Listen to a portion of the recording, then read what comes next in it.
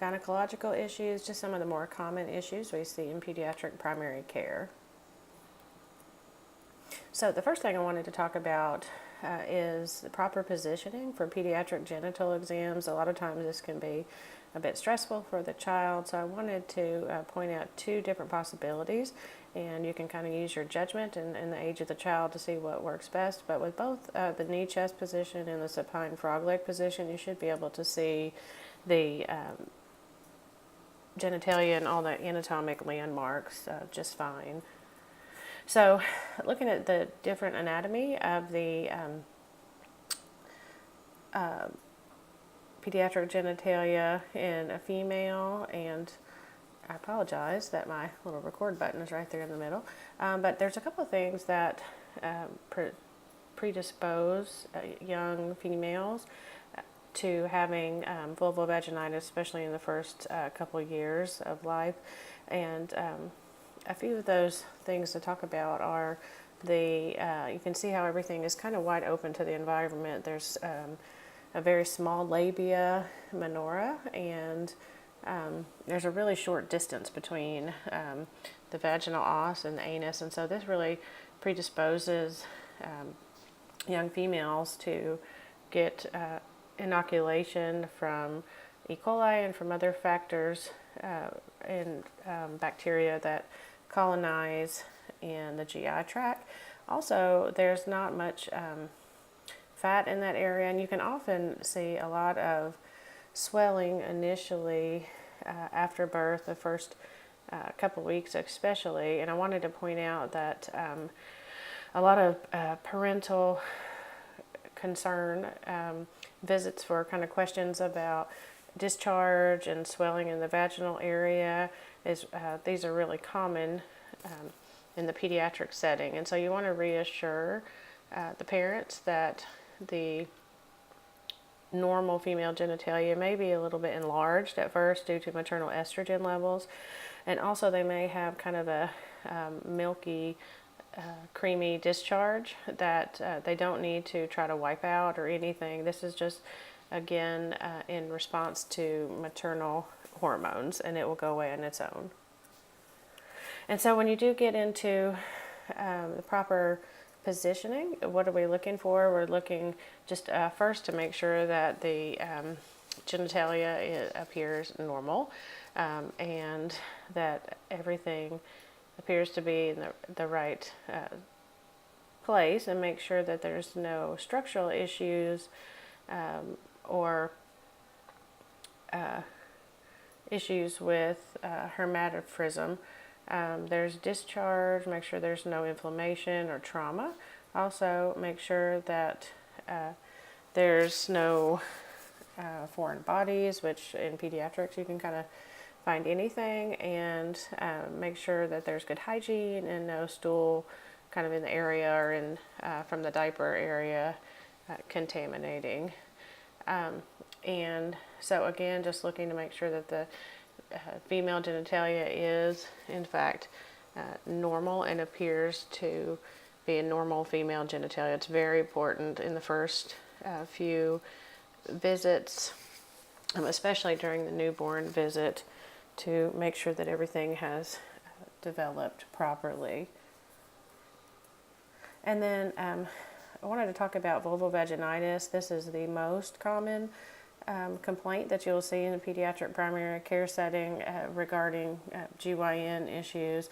And this is really secondary usually to a non-infectious process. So most of the time this is just due to tight or wet clothing, irritation from bubble baths or from soap or shower gels.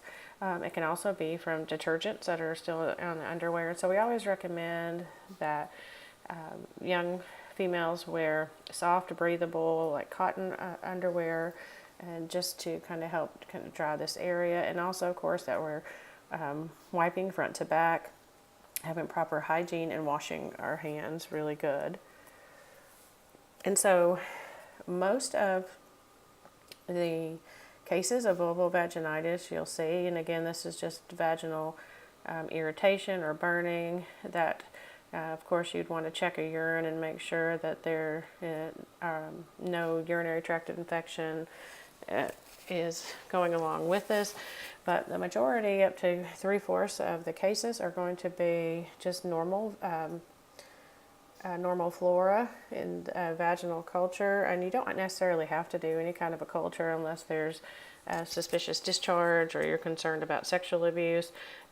Normally, what you're going to see is just some erythema in the vaginal area, and possibly just a small amount of discharge.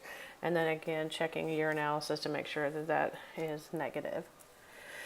So the other 25% of the time, there's a specific infectious etiology, and this can be certainly a yeast infection with Candida.